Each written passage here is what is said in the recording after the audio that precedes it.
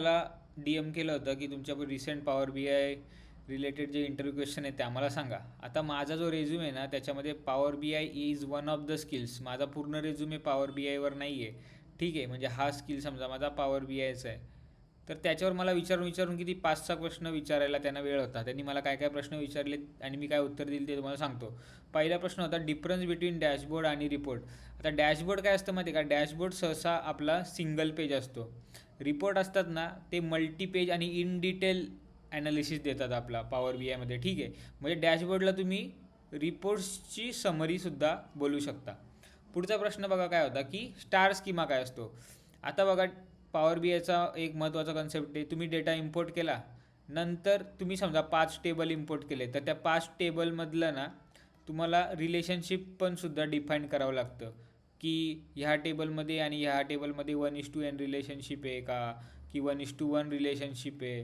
ठीक आहे, मग स्टार स्कीमा जेव्हा आपण फॉलो करतो तेव्हा आपण काय करतो माहिती आहे का? तेव्हा आपण ना असा पहिले स्टार काढायचा. ठीक आहे, मध्ये एक टेबल ठेवायचा. त्या टेबलला आपण बोलतो फॅक्ट टेबल. ठीक आहे, फॅक्ट हा जो टेबल असतो इथे पण एक टेबल असतो, इथे पण एक असतो टेबल, असे टेबल असतात. यांना बोलतात डायमेन्शन टेबल. ठीक आहे, इथे जी की असते आणि ही या कीशी रिलेटेड असते. इथे तिला आपण बोलतो प्रायमरी की आणि इथे येऊन ती होते फॉरेन की, म्हणजे जो कॉमन कॉलम असतो. ठीक आहे, आणि यांचं सहसा रिलेशनशिप असं असतं 1:n. म्हणजे फॅक्ट टेबलमध्ये समजा हा माझा सेल्स टेबल आहे. त्यांनी मला एक्झाम्पल पण विचारलं होतं, मी सांगितलं हा सेल्स टेबल आहे आणि हा जो आहे तो माझा एम्प्लॉई डिटेल टेबल आहे. ठीक आहे, एम्प्लॉई डिटेल टेबल म्हणजे ते मी तुम्हाला यूट्यूबवर सांगितलं होतं की समजा बघा प्रदीप नावाचा याच्यामध्ये रेकॉर्ड असेल आणि इथे मल्टिपल वेळा तो यूज झाला असेल तर आपण अशी रिलेशनशिप बनवतो. तर स्टार स्कीमा तुम्ही बघून घ्या, खूप वेळा तुम्हाला विचारण्यात येईल स्टार स्कीमा. पुढचा प्रश्न होता की what data sources you have use. तर मी सांगितलं की मी माझ्या लोकल डेटाबेसचा यूज केलेला आहे. मग ते म्हणजे कोणत्या टाईपची फाईल यूज केली आहे.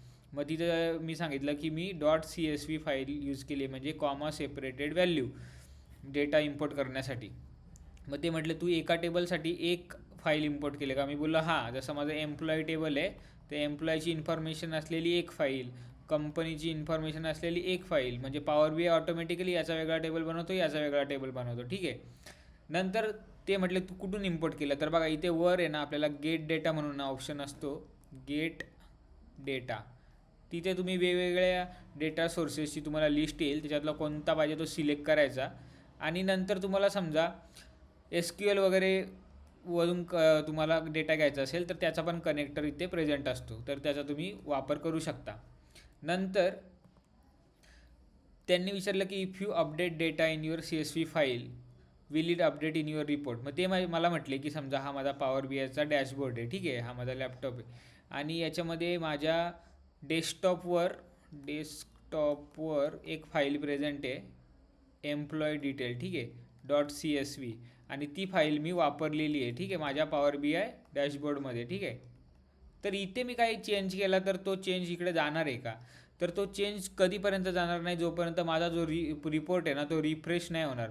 आणि हे जे रिफ्रेश करायचं आहे ना त्याचा मी टायमर लावू शकतो की 1 तासांनी मला रिपोर्ट रिफ्रेश करा, 2 तासांनी करा. मग जे 1-2 तासामध्ये याच्यामध्ये जे चेंजेस झाले असतील ना ते माझ्या रिपोर्टमध्ये मला दिसतील.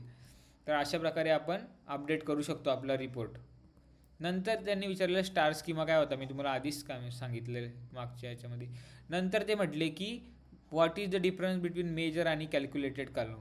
आता मेजर म्हणजे काय असतं माहिती आहे का? बघा समजा माझ्याकडे ना असा फायनान्शियल माझी एक डॅशबोर्ड मी बनवला आहे. हा माझा टेबल आहे सेल्स. ठीक आहे, आता त्याच्यामध्ये ना एक कॉलम आहे रेव्हेन्यू. ठीक आहे, रेव्हेन्यू कॉलम आहे. आता या रेव्हेन्यू कॉलममध्ये ना प्रत्येक वर्षाचा रेव्हेन्यू आहे, एक रो म्हणजे 1 वर्षाचा रेव्हेन्यू. ठीक आहे, एक महिन्याचा घेऊया आपण, म्हणजे हा जानेवारी महिन्याचा रेव्हेन्यू आहे, हा फेब्रुवारी महिन्याचा रेव्हेन्यू आहे, हा मार्च महिन्याचा रेव्हेन्यू आहे. म्हणजे समजा इथे $5,000 झाले, इथे 6,000 झाले, नंतर इथं परत 5,000 झाले.